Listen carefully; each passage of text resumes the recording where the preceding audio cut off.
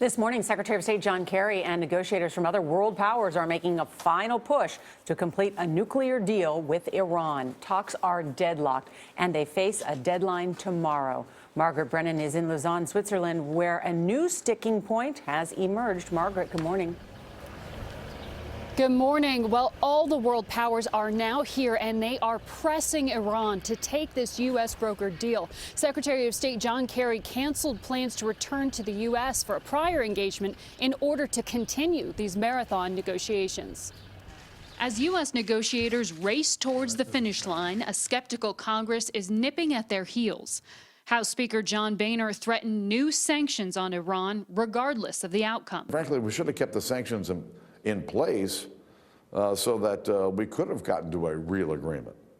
And the sanctions are going to come, and they're going to come quick. Boehner's Senate counterpart Mitch McConnell was in Israel, where Prime Minister Benjamin Netanyahu said the deal being brokered will only embolden Iran. Will this make their move forward more moderate, or will it make it more extreme? I think it's a no-brainer.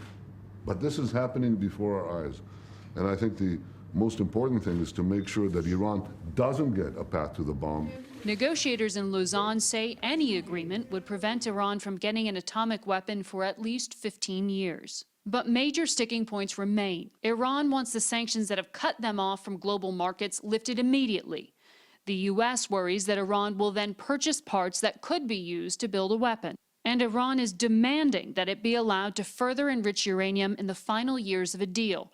But the U.S. is pushing back. Negotiators liken the remaining hurdles to summiting a mountain peak.